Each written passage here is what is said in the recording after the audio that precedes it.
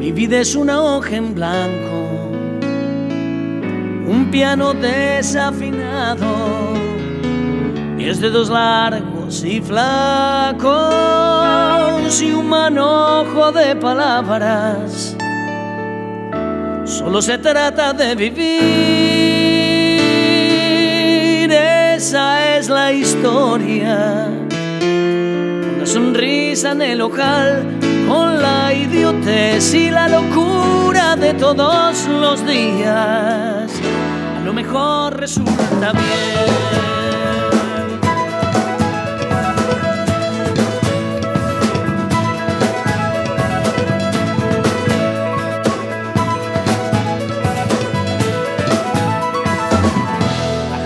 Sueña que sueña, la calle sigue que sigue, el taxi gira que gira. Y hoy en Solo se trata de vivir un invitado muy especial.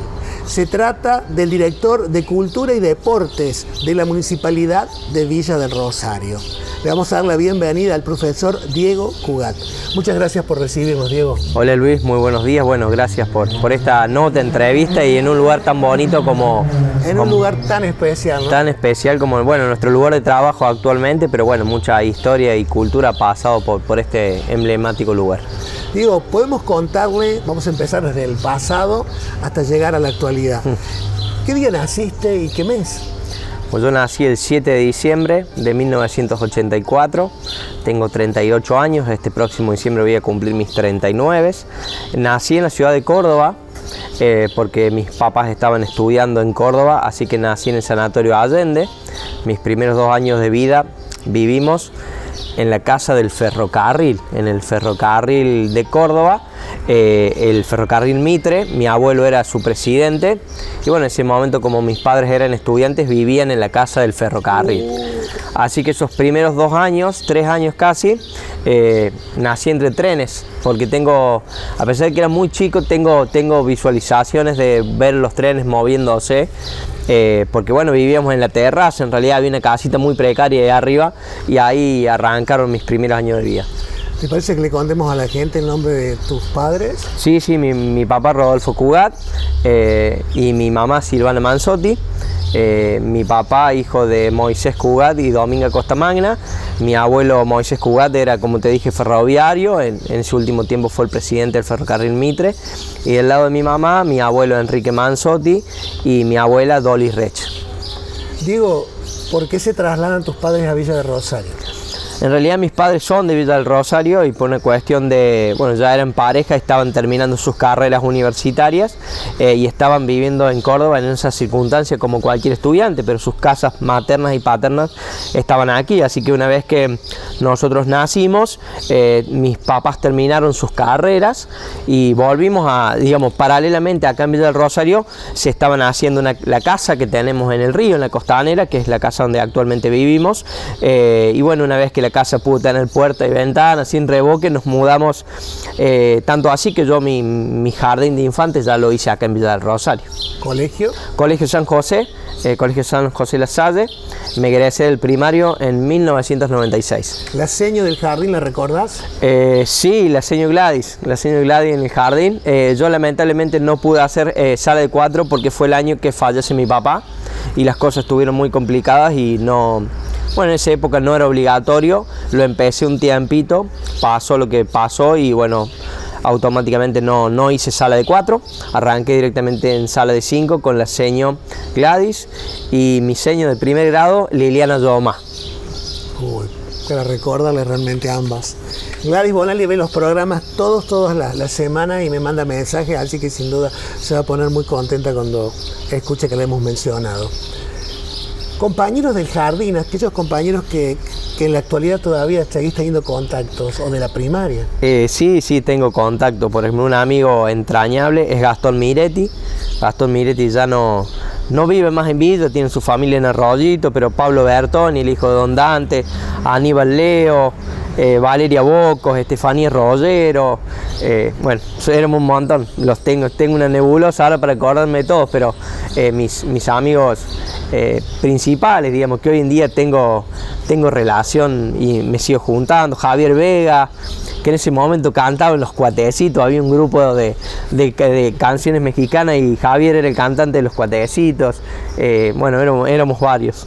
Diego, los juegos de aquel momento, las distracciones que tenías. La calle, eran los juegos tradicionales, era la pelota en la calle, jugábamos a las bolitas, jugábamos con el trompo, jugábamos al tejo, jugábamos a la escondida, jugábamos a los cowboys, jugábamos al choro y al policía, eran nuestros juegos, la bicicleta era un elemento que las armábamos, las desarmábamos, íbamos, veníamos, las pescas en el río, recordando que en ese momento no teníamos acceso mucho a tecnología porque no había y quizás nuestras familias tampoco tenían las condiciones para ver. Por ejemplo, yo veía cable canal en la casa de mi abuela cuando venía los sábados a visitarla, pero en casa no teníamos, veíamos el 10, el 8 y el 12 con una antena muy precaria, pero fue una infancia muy bonita, muy linda. ¿Y qué significaba para vos y para tu hermana venir los sábados a la casa de la abuela? Y era la diversión en realidad. Nosotros todos los sábados nos quedábamos a dormir en la casa de mi abuela. Hoy de grande, pensando, mi mamá vivía sola en el río con nosotros dos y de grande, viste, me empezó a entristecer de que mi mamá dejaba que nosotros viniéramos a divertirnos, pero mi mamá siempre se quedó sola los sábados de la noche, con los miedos de una mujer en el río donde casi no había casas. Pero bueno, volviendo a tu pregunta, era nuestra noche de diversión, porque acá estaban mis tíos, que en ese momento estaban solteros, mi tío Fernando, mi tía Vicky, mi tío Enrique, y los sábados era la noche de cena familiar, de juego, de jugar a las cartas, de correr en la vereda, de que nos mandaran a la heladería Duini a comprar el kilo de helados, o que algún tío nos llevara a la plaza. Era nuestra salida, pues nosotros, la gente por ahí no entiende, pero vivir en el río en esa época, para nosotros todo esto era muy lejos, digamos, si alguien no nos traía, no era posible venir, digamos, por los miedos, porque, viste, qué sé yo, pero bueno, los sábados era como venir al mundo, venir al contacto con la gente.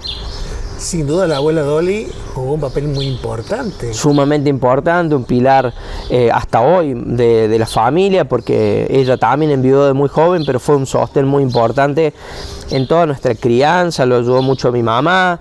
Muchas noches, mi abuela en ese momento se manejaba en bicicleta, así que muchas noches se veía llegar la bicicleta a mi casa en la Costanera y se quedaba a dormir con nosotros para darle una mano a mi vieja, que tenía que, trabajar doble turno para poder, mantener una familia.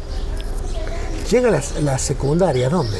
La secundaria en José María Paz, una etapa muy bonita de mi vida. Me tocó turno tarde, un poco también el turno tarde porque mi mamá era profe en el IVAT San José y ella daba clase a la tarde, entonces lo del turno tarde también fue un poco para ella ayudarme a estudiar a la mañana. Entonces me levantaba temprano con ella, estudiaba, hacía la tarea y a la tarde cursaba desde la 1:30 hasta las 7 menos 20 en el comercio. También una parte de mi vida muy, muy bonita. Me llevé materias, siempre les cuento a mis alumnos que me llevé varios años, varias materias, pero bueno, en diciembre la obligación era sentarse a estudiar y levantarlas. ¿Te parece que recordemos algún preceptor o profe de la escuela? Sí. Preceptores, por ejemplo, Chucho Riviere, Raquel Audicio, me voy a olvidar de algunos, pero fue una época muy linda. En ese momento la directora era Liliana Salor, profes como el Tati Marcato, Jorge Marcato en contabilidad, Adriana Alberión en matemática, Liliana Mola en lengua, Raquel Ollero en geografía. Teníamos algunos profes que venían de otras ciudades, pero una etapa muy, muy linda también de la escuela secundaria. Diego, ¿recordás cuáles fueron las primeras salidas de cuando eras adolescente y qué decía, cómo se sentía Silvana? ¿Tenía sus temores que salía un sábado a la noche? Sí, y te voy a contar una anécdota bastante graciosa, me retaron bastante, pero bueno, yo tenía un compañero secundario que el papá trabajaba de seguridad en un boliche, Emiliano González era mi compañero, y el Jirafa González era seguridad acá en Caín. Y yo algunos sábados de adolescente me he quedado a dormir en la casa de Emi, hice una mentira juvenil a mi mamá que nos quedamos a dormir porque nos juntamos con la carta y fuimos al boliche por primera vez. Teníamos 15 años, pero imagínate. Boliche ubicado ¿dónde? Acá en Caín, en la 25 de mayo. Y esa noche era la fiesta del helado. Regalaban palito bombón. ¿Cómo será que éramos niños que nos quedamos toda la noche atrás de la barra más que bailando o cosas, comiendo helado? ¿Viste? Y a las 6 de la mañana nos fuimos con el padre a dormir, sin que mi mamá se enterara. Esa mañana, a las 10 de la mañana me levanté como para que no se diera cuenta que había trasnochado, y agarré mi bicicleta y me fui, y mi vieja estaba sentada en la galería. Y cuando llegué le vi la cara y me dijo, vení que quiero hablar con vos. Digamos, de las 6 de la mañana a las 10 de la mañana, no sé quién fue el informante, pero le dijeron. Bueno, me retaron bastante, pero en mi adolescencia no salí mucho, pues no estaban las posibilidades económicas, vivíamos lejos. A veces era cuando existió, por ejemplo, el boliche Punto Cero, que era en la ruta, mi medio de transporte era mi bicicleta. Yo por ahí le cuento a mis alumnos, nuestra barra iba en bicicleta al boliche, escondía las bicicletas en la gomería que estaba al frente y nos volvíamos a nuestras casas en bici porque eran distancias lejas, pero salí, creo, lo justo y lo necesario, con una barra de amigos muy, muy linda, con un grupo de amigos muy lindo, así que fue también una linda adolescencia. Y referente al secundario, ¿hubo alguna macanita que se mandaron en grupo? Sí, pero éramos, qué sé yo, considero que éramos todos chicos demasiado buenos, nos retaban, no teníamos amonestaciones, por ejemplo, por ahí nos escapábamos, nos hemos hecho la chupina, hacíamos alguna broma, nos escondíamos, qué sé yo, pero no hubo nunca una falta de respeto a un docente, ni a alguna macana grave, ¿viste? Esas escondidas, la chupina, nos íbamos al río, nos escondíamos. A las horas nuestras madres se enteraban y nos retaban, porque en eso no éramos muy avispados, que digamos.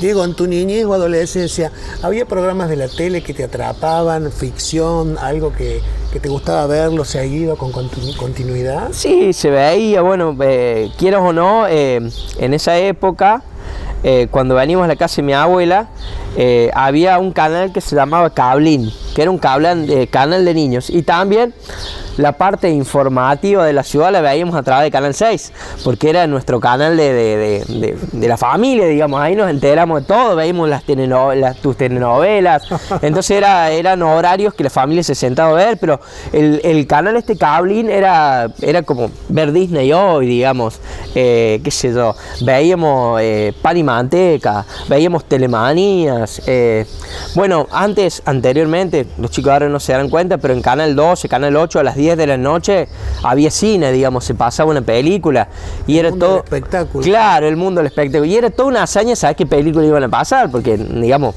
te enterabas esa semana previa a ver si era una película que podíamos ver o no podíamos ver. Cuando no podíamos ver era agarrar un libro y leer, sentarnos en el living o en la cama ya a leer, porque la película no era para niños, digamos, y mi mamá no nos dejaba, pero el primer tiempo tuvimos un televisor blanco y negro que se cambiaba, tac, tac, tac, lo cambiabas así. Hacía ruido la perilla. Y bueno, y la casa de mi abuela ya era un televisor con control remoto, ya podíamos ver canales, claro, canales de deporte, y bueno, tengo ese buen recuerdo de este Cablín, que era el programa de niños, digamos. ¿Y cuál era tu contacto de la casa y tener el río enfrente? Nosotros crecimos en el río, nosotros le conocemos cada rincón al río, le conocemos cada isla, sabíamos dónde estaba hondo, dónde estaba bajo, dónde podíamos pescar. Nosotros, dentro de todos nuestros padres, en ese sentido, al estar al frente con la barra de amigos del barrio, digamos, nosotros pasamos en la semana, en verano, eran las 12 de la noche y se sentía ¡Diego! Y cuando sentías el grito de mi mamá, tenías que volver. Pero íbamos a pescar anguila, mojarrita, prendíamos un fuego y cocinamos las mojarritas, hacíamos chozas en las islas, nos bañamos, nosotros almorzamos y todos los santos días a las 1 o 2 de la tarde estábamos metidos en el agua, bien al frente de casa. Hay una isla muy grande, en ese espacio era como nuestro espacio. Y después era una aventura, no sé si te acordás vos, la arenera, donde los carreros sacaban arena. Que había más profundidad. Exacto, había más profundidad y bueno, pero era toda una hazaña ir a la arenera o ir para el lado del Puente Negro. O, como una hazaña de niñez, nosotros nos tiramos del puente al río. Algo inconsciente, porque podríamos habernos golpeado, pero eran nuestras aventuras de cosas. Armamos canoas con gomas, pasábamos con las gomas a la quinta de los hermanos y nos tirábamos con los gomones para bueno, hasta llegar a Coso. Nos hemos tirado a nadar en crecientes grandes, nos metíamos a nadar. Cuando venían crecientes muy grandes, nosotros éramos los espectadores que íbamos midiendo con palos en la tierra cuánto crecía el río, y estaba todo el barrio convulsionado por las crecientes, que en ese momento eran crecientes grandes. Pero bueno, un lugar que hoy me estoy haciendo mi casa en ese lugar, porque es mi lugar en la vida, digamos. En serio, le conozco cada rincón al río Sanaes, porque lo he caminado miles de veces, y hoy en día es un atractivo con mis hijos. Entendieron que la reposera y el mate y el río es la mejor salida que podamos tener, que es un lugar paradisíaco. Recordame una Navidad de tu niñez. Bueno, las Navidades no han sido lindas. Digamos, la Navidad era como el reencuentro con los familiares, pero el recuerdo de los que ya no estaban. Recordando que en mi familia tempranamente faltó mucha gente. Siempre fueron Navidades muy reducidas en cantidad, un núcleo familiar muy pequeño. ¿Y dónde se realizaban? Se realizaban las primeras en la casa de mi abuela, pero después, bueno, empezamos a rotar. Le tocaba una Navidad en la casa de mi mamá, otra Navidad en la casa de mi tío Henry, que eran las dos casas más familiares, y nos juntábamos. Una Navidad tranquila, donde nosotros históricamente jugamos al amigo invisible, es decir, que todo el mundo tenía un solo regalo, entonces todos recibíamos un solo regalo para que todos tuviéramos. Eran cenas lindas, pero bueno, cuando llegaba el momento de las 12 de la noche al brindar, no sé por qué, y hasta la actualidad, digamos, sí, tiene que haber un porqué, pero la nostalgia, terminamos todos llorando, abrazados, recordando, brindando al cielo, porque se ve que es el momento del año en donde quizás nos sensibilizamos con respecto. Especialmente el 24 de la noche. Exacto. Ahora el 31 de la noche ya es otra cosa, pero la nostalgia está más el 24. Exactamente. Y creo que en general muchas de las personas o familias recuerdan a los seres que no están ya en la mesa. Exacto. Ese es el momento de lagrimear un rato. Exacto. Pero te hace bien. Diego, un juguete que te marcó. Juguete que me marcó. Bueno, mira, en esa época de niñez habían surgido los Transformers, que hoy los vemos en la tele y son todos robots, cosas. Pero me habían regalado, mi abuelo Moisés me habían regalado un Transformer alto de plástico. Y con ese Transformer andaba por todos lados. Y fue un coso. Y después tenía un oso marrón que me lo regaló mi mamá, que ese oso marrón me acompaña hasta mi adolescencia. Ya viejo, desgastado, pero fue un oso que me acompañó mucho. Después pelotas, viste, bolitas, esas cosas, pero esos dos juguetes me acompañaron por mucho tiempo.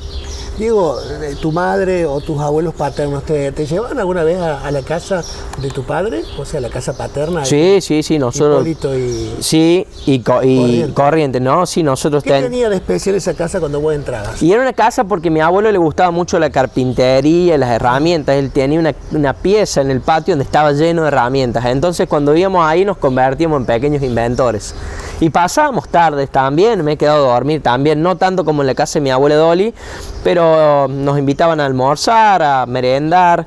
Yo después, cuando estudié en el secundario en el comercio, todas las tardes era religioso pasar a visitarlos y a ver cómo estaban. Pero de niño ahí desarmaba bicicleta, armaba cosas con madera, tenía un patio hermoso con frutales. Mi abuela tenía gallinas ahí, entonces era entrar al gallinero a sacar los huevos. Pero no, un recuerdo hermoso también. Y en esa época mi abuelo también tenía una casita en las sierras, en Villa Cerro Azul, que es una comuna muy pequeña. Y esa era la casa de verano de mi abuelo. Y también era toda una... Hacía cuenta que me iba a Europa cuando me iba ahí, porque encima una casa con un arroyo, y ahí caminábamos, hacíamos experimentos. Y también me iba por ahí 15, 20 días con mi abuelo Moisés allá. Tuve una relación muy bonita con mi abuelo Moisés, porque fue mi único abuelo. Pues yo, mi abuelo Enrique, no tuve la oportunidad de conocerlo. Y hasta que falleció fue muy compinche conmigo, muy compinche. Y tuve una experiencia muy bonita, porque yo la relación con mi familia Cugat la tuve a través de él. Tengo dos primos, los hijos de mi tío Daniel, Nicolás y Luciana, pero yo nunca supe la historia de mi papá, la historia de mi familia Cugat. Mi abuelo eran 9 hermanos. Y después, no hace mucho, te estoy hablando de 4 o 5 años atrás, por primera vez encontré la familia de mi papá. que son de Sebastián del Cano y Río Seco. Ahí se encuentran la mayoría de sus primos hermanos. Y hace 4 años me invitaron a una juntada familiar y conocí primos hermanos de mi papá que son idénticos a mi papá. Y tengo una relación hermosa. Es más, el fin de semana pasado, gente humilde, trabajadora de campo, estuve el fin de semana con mis hijos ahí. Y tengo la sensación que me encuentro con mi padre de vuelta ahí, porque es la sangre. Ellos son hijos de los hermanos de mi abuelo, sus hijos, y tenemos una relación hermosa en donde todo el día nos llamamos, nos mandamos fotos, nos llamamos primos, a pesar de que serían primos segundos míos, ¿no? Pero son numerosos. Entonces me gusta cada tanto irme a Sebastián del Cano un fin de semana, en donde me siento con mis tíos abuelos, que ya deben tener entre los 70 y los 80 años, y charlo con ellos, como con ellos me cuentan cosas de la infancia de mi viejo, de mi abuelo, y me he vuelto a encontrar, pero te digo, hace 4 años, por primera vez con la familia de mi padre. Contame una comida que recuerdes, que te encantaba, que preparaban las abuelas, tanto materna como paterna, algo que te marcó. Bien, mi abuela Dolly es especialista en una pizza rellena. Es una pizza doble que le mete jamón, queso, roquefort, todo adentro. Y después el queso la baña. Esa comida no la comí en ningún lado que no sea en la casa de mi abuela Dolly. Escucho. Y en mi abuela Chita la pasta. Mis abuelos eran bien tanos, digamos, bien de la pasta con salsa, con carne molida, con pollo. Y en la casa de mi abuelo también cazaba. Entonces, por ejemplo, el escabeche de perdiz, los conejos a la cacerola, ese tipo de cosas en la casa de mi abuelo se comía. Que después de mucho tiempo no tuve más contacto con esa comida, digamos, no le he comido más, pero ibas y tenías los frascos. Mi abuelo hacía entre los dos los escabeches de perdiz, de conejo, y los iban guardando, y bueno, eran comidas muy típicas de la casa. Me sigue atrapando hablar de la niñez. ¿Cuál es la imagen que te quedó de tu niñez del primer festival? Sentías los audios y también participabas, seguro que Silvana iba. Sí. La familia siempre trabajó, de alguna manera u otra, siempre coso. Y el festival nos transportaba también a la misma sensación de Navidad. Cuando íbamos al festival, en el momento que explotaban los fuegos artificiales, que vos mirabas al cielo, estábamos en familia, siempre sentados en reposeras ahí, nos sentamos en familia con el mate, comíamos un locro, y cuando explotaban esos fuegos artificiales o las aguas danzantes. No te iba a preguntar si fue de aguas danzantes. Sí, y lo nombraban a mi abuelo, ahí mi abuela lagrimeaba y todos nos poníamos sentimentales, pero te estoy hablando de ser muy chico, ¿no? De muy chico. Y esas tardes ir con mi tío Enrique y nos decía, bueno, tenemos que acomodar las sillas de madera, e ir a ayudarlo a acomodar las sillas de madera. Y era toda una osadía porque a la otra noche las sillas de madera estaban por todos lados y había que volver a acomodarlas, pegarles el número. Nos subíamos al escenario cuando estaban armando las cosas. En ese momento Bachi del Horto hacía la escenografía. No me olvido de un Martín Fierro que hizo en Tergopol, y entonces nosotros vimos cómo con el cuchillo caliente lo iba moldeando. Y la gente se debe acordar que al costado del escenario había una arboleda con unas mesas largas. Y ahí era, en las previas al festival, ahí nos juntábamos a comer los choripanes, o ya se sentía, era toda una osadía cuando ponían, ¿te acordás los carteles grandes de chapa que ponían publicitando, tapando todas las casas? Era toda una movilización. Y un recuerdo muy lindo que tengo de esa época, que ahora no se puede hacer, cercano ahí donde está el skatepark, había un plantal de eucaliptus muy grandes. Y antes era normal en la costanera, cuando la gente se acostumbraba a quemar las hojas. Y cuando prendían fuego las hojas de eucaliptus, el olor en la costanera a eucaliptus era realmente muy grato. Hoy no se puede prender fuego, ¿no? Pero siempre tengo ese aroma de cuando la gente ponía el pastizal o la hoja de eucalipto y las prendía fuego para limpiar sus patios o lo que fuese, y ese olor se sentía siempre en el río, y más en esa época del festival, porque todo el mundo acomodaba sus parques, sus patios.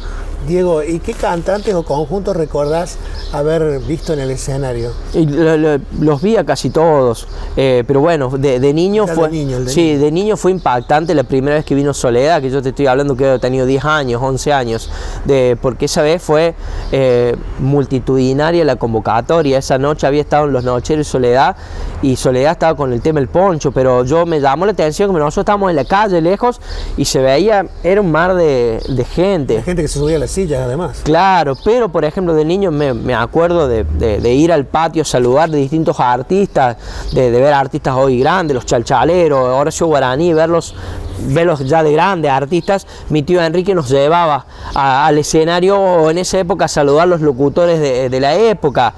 Yo a Pepe Pivato en esa época lo veía como un gran locutor nacional, digamos, que estaba en nuestro festival, y bueno, el ir a saludarlo era siempre un placer. Hoy tengo una relación de amistad muy grande con él, pero en esa época no era fácil que cualquier persona pasara el alambrado de aquel lado, y bueno, nosotros teníamos esa libertad familiar por el festival.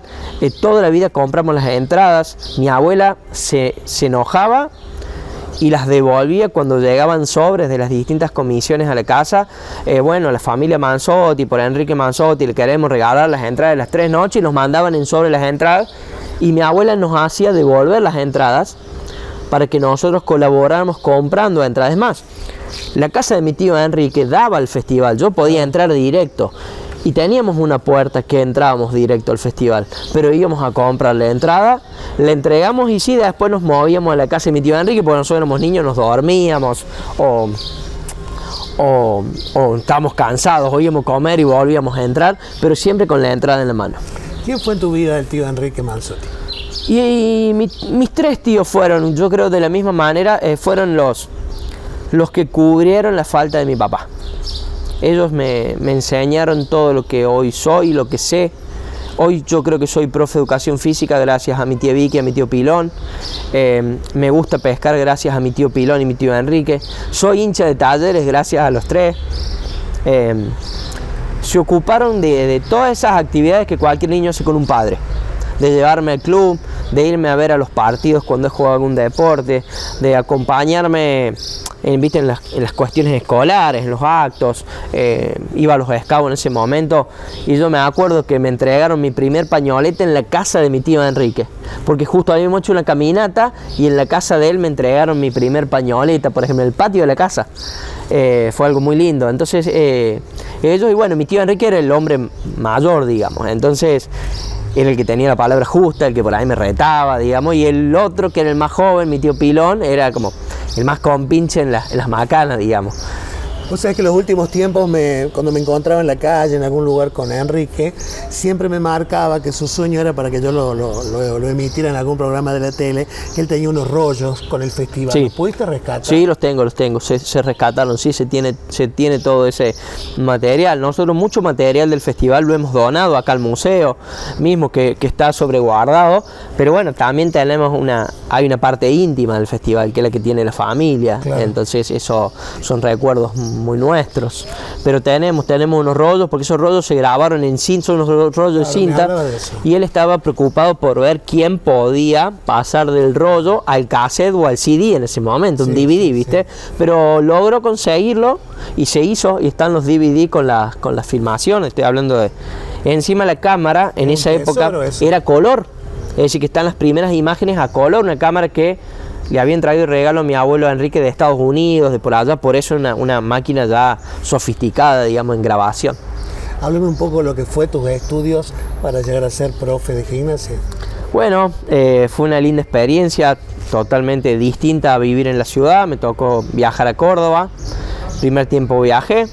Después mi tía Vicky vivía allá en Córdoba, así que conviví un poco con mi tía Vicky, me hacía el aguante del departamento, porque la situación económica en esa época no era buena, digamos, para mi vieja. Digamos, mi vieja era profe de matemática, tenía 2 hijos, yo fui a estudiar y el año fue a estudiar a mi hermana. Hicimos una carrera, recién te comenté que me llevaba materias en el secundario, y en el profesorado terminé siendo escolta del profesorado, con notas muy altas, porque quizás de más adulto pude visualizar el esfuerzo que estaba haciendo mi mamá. En Córdoba me tocó estudiar y trabajar para tratar de dar una mano, pero yo sabía que mi vieja no la estaba pasando bien acá en Villa y que aguantar a 2 adolescentes en Córdoba estudiando era complicado. El profesorado me quedaba más o menos 40 cuadras de la terminal y no teníamos plata para los cospeles, entonces caminamos kilómetros y kilómetros por día para estudiar. Se comía, viste cuando todos dicen comías arroz blanco, fideo toda la semana, y te lo puedo asegurar, por mis hijos te lo juro que hemos comido arroz blanco sin nada. O había un super disco cerca donde vivíamos y compraba, por ejemplo, 2 fetas de jamón, 2 fetas de queso y 2 bollos de pan, porque me alcanzaba para eso. No me alcanzaba ni para comprar la tira de pan ni para comprar 150 gramos de jamón, y así nos hacíamos. Y yo siempre le cuento una experiencia a mis alumnos. En esa época mi mamá nos daba 25 pesos para aguantar toda una semana allá. Por eso teníamos que caminar, porque no podíamos ni comprar los cospeles. Y nos pasaba que si alguna materia nos pedía alguna fotocopia para estudiar, quizá los 25 pesos volaban en los primeros 2 días y nos quedamos sin nada. Por ahí nos daba unas milanesas, algo, y nosotros llegamos y aguantábamos, ¿viste? La bolsa de fideo nos hacía tirar. Y yo siempre cuento a mis alumnos, yo del departamento donde vivía mi tía, caminando a la terminal con el bolso lleno de ropa los viernes, y nosotros todos los viernes nos volvíamos a Villa. Todos los viernes de nuestra carrera nos volvíamos. Y en esa época no había celulares, había los telecentros. Y la llamada de Córdoba a Villa del Rosario valía 25 centavos. Y somos pueblerinos, nosotros Córdoba nos daba miedo, siempre nos dio miedo. Pero en esa época yo cargaba mi bolso, guardaba esa moneda de 25 centavos que era la única que quedaba en el bolsillo, yo caminaba a la terminal. Cuando llegaba a la plataforma del Porvenir, cuando yo veía el Porvenir marchando, al frente de la plataforma había un kiosco que vendía golosinas. Y en esa misma época valía 25 centavos una caja de caramelos Subus. Entonces, si yo veía el colectivo encendido, que era mi colectivo, que yo me volvía, me compraba la caja de caramelos Subus. Si no lo veía, era mi moneda de llamada pidiendo auxilio. Es más, una vez me roban en Córdoba, me asaltan solo, me roban las zapatillas, me roban la billetera, me roban la mochila, me roban una campera, y me quedó guardada la moneda de 25 centavos en el bolsillo. Y la llamé llorando a mi mamá, llorando, pues estaba solo en esa época ya en Córdoba. La llamé llorando porque era la primera vez que había tenido un hecho delictivo, digamos, me habían robado, encima con arma, con todo, en una plaza. Y bueno, esa moneda fue la que me salvó, digamos, la que pidió auxilio, digamos. Pero bueno, siempre le cuento a mis alumnos de la caja de caramelos Subus. Cuando yo veía el colectivo, dejaba el bolso al lado y me cruzaba, me compraba la caja de caramelos Subus y me volvía comiendo los caramelos. Pero fue una etapa en mi vida muy bonita. Hoy grandes amigos cultivé de esa carrera, una carrera hermosa, en donde ya hace 16 años que doy clase y bueno, es mi modo de vida. Diego, cuando venías a la casa acá de la abuela Dolly, ¿jugabas por la vereda acá, donde estamos hoy situados? ¿Espiabas por ese portón lo que estaba sucediendo acá? Todo. La vereda fue pista de bicicleta, de patineta, de treparnos a la reja de noche y pasar para este lado, de espiar lo que estaba pasando. Al lado estaba la armería Ferreira. También era toda una aventura ir a ver las armas ahí puestas en el vídeo, porque ahí compramos nuestros anzuelos y armábamos nuestras líneas. La armería Ferreira, la familia Ferreira estuvo siempre muy amistosamente relacionada con la familia, entonces... Y la famosa pantera que existía de toda la vida. Claro, pero antes de la pantera, mis tíos varones me llevaban a tomar la coca a Nola. Donde estaba Audicio. Y atrás había una mesa de pool, entonces mi tío seguramente se tomaba una cerveza y nosotros tomábamos la Coca-Cola. Pizzas maravillosas se hacían. Exactamente, nosotros los sábados comíamos las pizzas de ahí y después sí pasamos a ir a la Pantera a la tardecita. Mi mamá nos dejaba tipo 7 de la tarde y mi tío me decía, vamos a tomar una coca, y nos cruzamos en pleno verano, viste, a tomar una Fanta, una coca y después comer las pizzas de Don Audicio. No, tengo un hermoso recuerdo de ese hombre porque jugamos y lo veíamos siempre, como todos sus mozos. Tenía su presencia fuerte. Sí, fuerte, porque era grandote. Y también estaba el Garden. Estaba el Garden, que era como un restaurante, bueno, un poco más... Hemos ido a comer al Garden, pero era como una salida ya, cuando había plata en el mes se iba a comer al Garden. Era más cool ya ir ahí. Exacto. Diego, Hace memoria rápidamente. Si nos referimos a fotos impresas, fotos papel que tengas guardada, ¿cuál es la foto que mayor satisfacción o emoción, o la que más querés, la que más apreciás? Y si me la podés pintar, quiénes están y cuál es el decorado, la escenografía de esa foto. Tuvieras que elegir una solamente. Bueno, tengo una foto que debo tener 2 años, que estamos sentados en una verja y mi papá me está abrazando y yo lo estoy abrazando a mi papá. Esa foto siempre me gustó y siempre vuelvo a verla, digamos.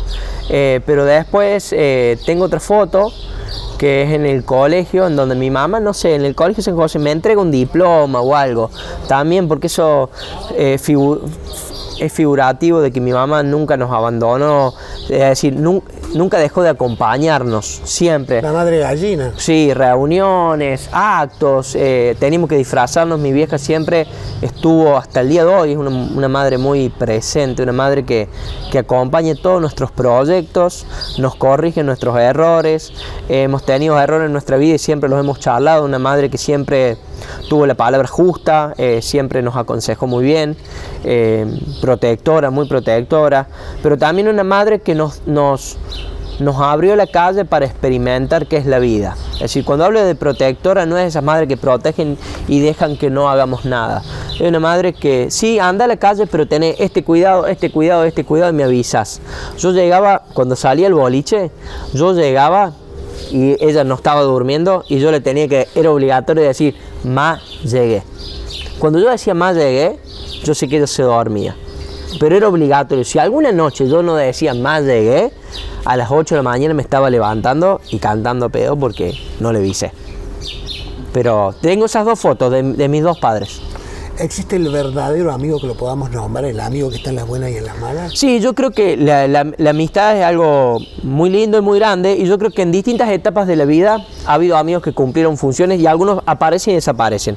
Hoy, por ejemplo, un amigo de esos que vos decís es Roger Ciaglio, que es colega mío, hijo del sodero Don Ciaglio, es un amigo realmente que de confianza, de mucha amistad. Y por ejemplo en mi infancia te lo nombré a Gastón Miretti, por ejemplo, fue un amigo de la infancia muy grande. Y en el profesorado tuve un amigo que se llama Manuel Cesano, que ahora está viviendo en España, pero esos amigos están en España, ya tiene familia allá, pero cumpleaños, Navidad, Año Nuevo, una vez al mes, llamada, mensaje, ¿cómo estás? ¿Qué estás haciendo? Pero la vida me ha dado muy buenos amigos. Y también he disfrutado de los amigos más grandes que yo. Amigos de mi padre, amigos de mis tíos, que tengo hoy que estoy más grande, tengo una relación también de amistad. No es amistad como la que voy a hablar, pero lindas relaciones y lindos grupos de amigos. Digo, si de repente sonara tu celular, escucharas un hola del otro lado y fuera el tío Enrique Manzotti, ¿qué te gustaría que te dijera el tío y qué le dirías vos a él? ¿Algo Bien. que te quedaste con ganas de decirle o que tenés ganas de decirle hoy? No, yo creo que tengo la particularidad, primero decirle que se quede tranquilo, que intentamos hacer todo lo mejor posible. Brevemente te cuento, yo creo que yo cumplí con él, porque cuando él tiene el accidente cardíaco y fallece, yo lo fui a buscar. Yo lo fui a buscar porque el accidente fue en Río Seco, y de muy joven, yo era más joven, era más adolescente, tuve la valentía de ir, buscar, reconocer, venir en una ambulancia hasta Villa del Rosario. Yo en ese viaje de ida a buscar lo que me imaginaba cualquier cosa y de vuelta al lado de él, hice como una catarsis diciendo, loco, cumplí con todo lo que me diste. Entonces yo, en traerlo de vuelta a nuestra tierra, es más, yo en su velorio casi no lloré porque yo había hecho ya una conexión con él distinta. Pero bueno, si esa llama se realizara, diría que se quede tranquilo, que tiene una familia hermosa, que tiene 2 grandes hijos, mi tío era muy familiar y hay tradiciones familiares que se siguen cumpliendo gracias a él. Los asados, la junta de familia. Entonces yo creo que cumplió con lo que dejó. Y dejó 2 hijos maravillosos que son excelentes personas, que es Nicolás y Agustina, que son excelentes personas igual que él. Entonces eso le diría, que se quede tranquilo, que Talleres ascendió porque justo en la época de pase todo Talleres estaba jugando el Argentino A, Talleres ascendió, que todos seguimos siendo hinchas de Talleres como él, pero bueno. ¿Qué pensás que él te preguntaría a vos? No, creo que cómo estoy, porque a veces pasamos horas y horas tomando café hablando de la vida, de la familia, de los errores que cometemos a veces como adultos, que cómo estoy, que cómo están mis hijos. Él conoció a Alma y no conoció a Felipe, y él tenía la particularidad, Alma era bastante inquieta, pero cuando mi tío Enrique la alzaba, se dormía. Entonces tengo una foto de mi tío con Alma alzada, dormida, y se dormía con él. No sé si era la paz que él tenía o qué, pero Alma se dormía. ¿En qué cambió tu vida la llegada de tus hijos? Todo. Mis hijos son el motivo de vida. El otro día charlaba con una terapeuta y me preguntaba si tengo miedo de morirme, ¿no? Y no le tengo miedo a la muerte. Le tengo más miedo a dejar a mis hijos solos. Digamos, que mi muerte en realidad no me afecta a mí. Tengo miedo que afectar a ellos y yo no estar todo el tiempo por si pasa algo para ayudarlos. Yo creo que el día que me muera no voy a sentir nada y me voy a morir, no le tengo miedo a eso, puede llegar en cualquier momento. Pero sí tengo ese miedo que yo lo viví, cuando me egresé, cuando me pasó algo bueno, ver a mi vieja y mi hermana sola en realidad y no ver a mi papá. Y entonces, el momento que nacieron mis hijos, creo que me tomé el rol de padre como algo muy personal, digamos, como intentar acompañar, cumplir, escucharlos. Son niños, Alma tiene 12, Felipe tiene 10, pero trato de acompañarlos todo el tiempo. Y yo sé que la vida los va a hacer sufrir en algún momento, ¿viste? Pero uno trata siempre de protegerlos, de que estén bien, de que no les falte nada. Trabajo 12, 15 horas por día para poder que tengan todo, pero también trato de que esas horas de trabajo no me quiten horas con ellos. Entonces son el motivo de mi vida. Diego, me imagino que cuando estás en la organización, los días, la fecha del festival, en el escenario, en algún momento te subís, estás sobre el escenario, mirás hacia la platea, no me refiero cuando hay público, sino un momento más de soledad que están armando. ¿Qué pasa en tu interior? Esa sensación que vos describís la siento todo el tiempo cuando estoy ahí. ¿El agua que corre? Todo. Observo el agua que corre, observo cómo se mueve la gente, me da alegría cuando la gente está entrando y hay algo particularidad. Yo desde que me toca organizar, colaborar con todo el equipo de gestión en el festival, yo no veo a los artistas. No veo ningún artista, no me paro nunca a ver, han estado todos los artistas que te imagines y nunca me he puesto a ver un artista. Es más, si me ves arriba del escenario vas a ver mi mirada a la platea, porque la sensación que se siente cuando trabajaste un montón y ver la gente disfrutar vale más que cualquier artista que yo tengo al lado, ¿no? Es más, me llama la atención esa. Y te voy a contar un secreto. En algún momento de las 3 noches necesito un momento de soledad. Entonces voy y me siento en algún lugar solo, a respirar ese aire, a sentir ese clima fresco del agua, y el silencio me hace encontrar con mis antepasados, me hace encontrar con... Que fueron parte protagonistas de la historia del festival, exacto, de los comienzos.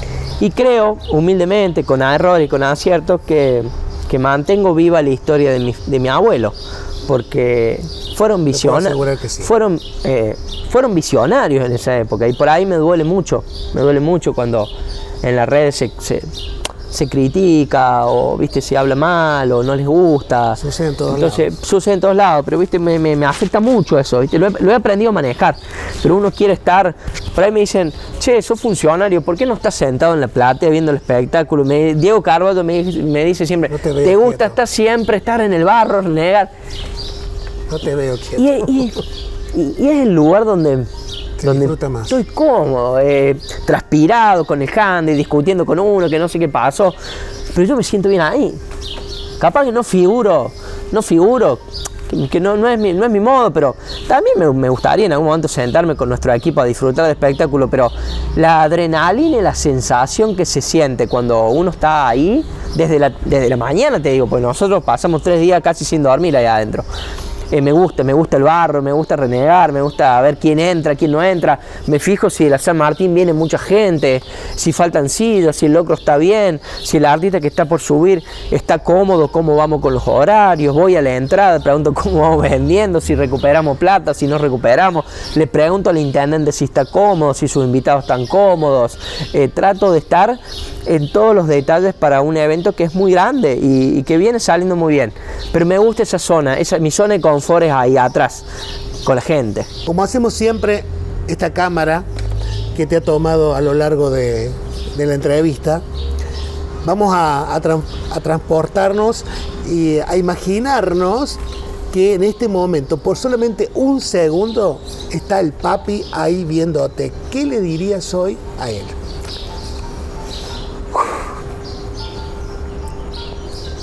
Bueno, a ver.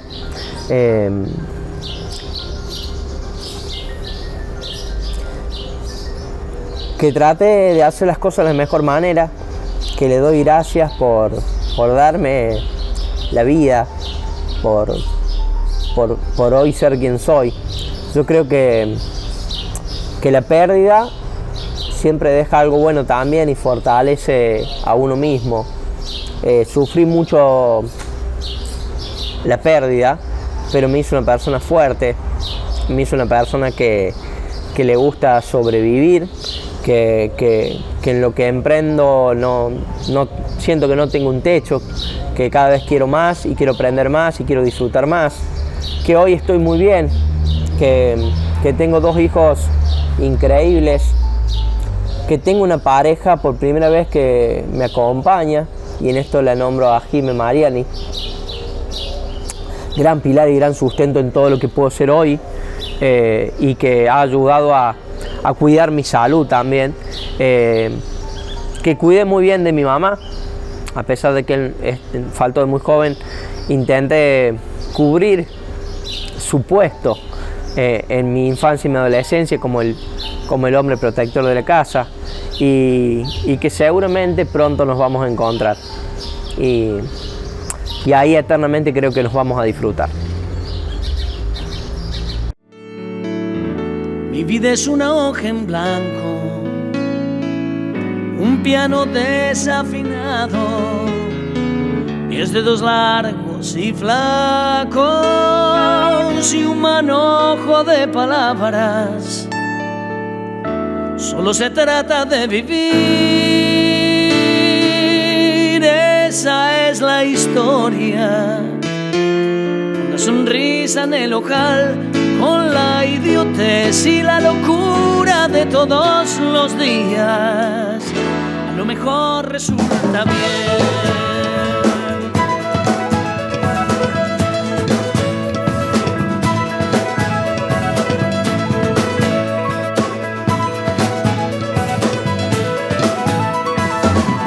La gente sueña que sueña, la calle sigue que sigue, el taxi gira, que gira.